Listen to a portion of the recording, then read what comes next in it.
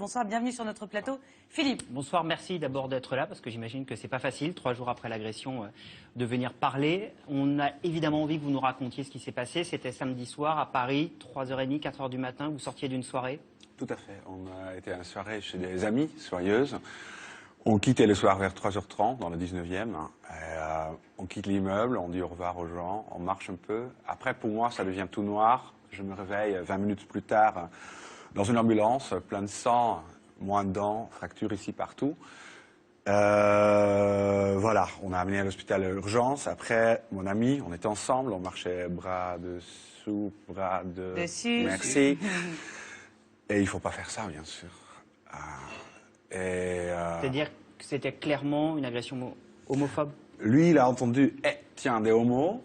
Il a tout de suite reçu des coups de poing dans son visage. Il a commencé à saigner. Il n'a plus beaucoup vu après, mais il m'a vu après par terre, où il disait, voilà, il utilisait ta tête comme un ballon de foot. Et qui a eu ce résultat, il était très rapide et efficace pour cette défiguration.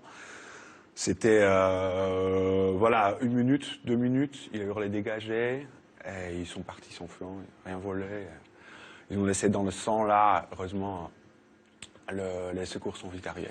Alors des agressions, malheureusement, il y en a beaucoup. Vous n'êtes pas un cas unique. Pourquoi vous avez choisi de mettre sur Internet votre photo après cette agression, donc de façon très visuelle, de vous exposer? On a beaucoup douté. D'abord, cette horrible photo, moi je ne supporte pas. J'ai tourné tous les miroirs dans mon appart, je ne veux plus voir ma tronche, ça me fait pleurer. Mais on a dit, on met ça sur Facebook parce que certes, c'est une fête d'hiver banale. Ça arrive aux gens à Paris, pas que à Paris. Trop souvent peut-être, mais il faut une image pour raconter l'histoire. Ça marche comme ça dans votre métier. Et voilà, c'est comme ça. Et on s'est dit, il faut montrer ça parce que c'est pas un fait isolé, malheureusement.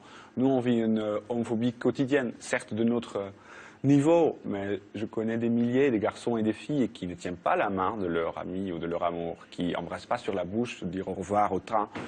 Donc on s'auto-censure toujours, sauf samedi nuit. Et alors, ça va effectivement au-delà du fait divers, parce qu'il n'est plus divers, parce que depuis plusieurs jours, les agressions homosexuelles sont en augmentation. Ce week-end, il y a eu la réunion de plusieurs associations LGBT à Paris qui ont été un peu agressées, chahutées, vandalisées par des extrémistes, des politiques qui sont menacés. Chantal Joanneau, parce qu'elle a dit qu'elle soutenait ce texte. Erwan Binet, le rapporteur, manif en bas de chez elle. Erwan Binet, rapporteur socialiste, qui a reçu des menaces, comme le disait Manuel Valls, de mort. Est-ce que vous sentez clairement que le débat sur le mariage pour tous est en train de créer un climat d'homophobie exacerbé en France? Oui, est en train de faire ça, on voit là le résultat. C'est pas en train de...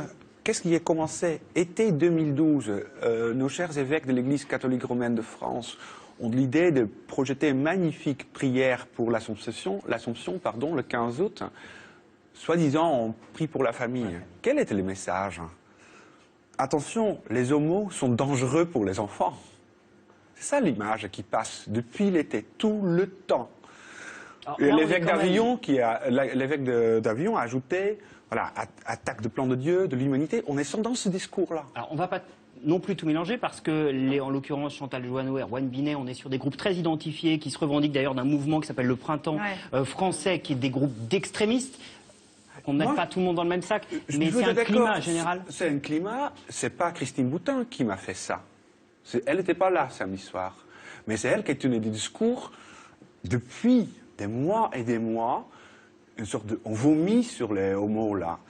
Et d'abord ça fait mal à nous, et ça change aussi le regard sur nous, et ce qui donne un climat complètement... Voilà...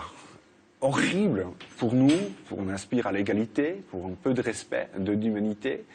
C'est seulement cela. Et certes, il ne faut pas faire de l'amalgame, mais je crains que beaucoup de gens responsables, intelligents, Copé, Guénaud, là, se sont mis dans un camp qui dépasse les limites profondément. En tout cas, ils sont débordés, c'est certain. Ils ont évidemment condamné les agressions, mais qu'ils soient débordés. Les gens qui savent ce qu'ils disent dans le public, c'est leur métier. Vous les accusez? Je dis qu'ils doivent être responsables pour ce qu'ils disent. Ils n'ont pas appelé à la violence, ce ne sont pas ces groupes-là qui ont appelé à la Il y a un violence. certain nombre de leaders qui disent, Brigitte Bardot et d'autres, qui disent qu'ils ne sont pas homophobes et qu'ils n'ont pas de sentiments. Non, peut-être dans notre définition d'homophobe, mais pour moi, quand tu définis tout le temps deux garçons qui s'aiment et deux filles qui s'aiment comme dangereux pour la famille, on parle quand même d'une sous-catégorie, d'une manière ou d'une autre. Oui, ça aide pas. Et on peut être dans la pitié bien chrétienne, et je les aime beaucoup pour cela. Mais à un certain moment, il faut assumer ce qu'on a déclenché. En tout cas, une chose est, il faut que le débat reste au niveau des mots et pas des agressions, quelles qu'elles soient. Merci beaucoup d'être venu nous raconter cette histoire. Rassemblement demain pour vous soutenir contre l'homophobie à Paris, place de l'Hôtel de Ville à 20h. Merci beaucoup. Merci.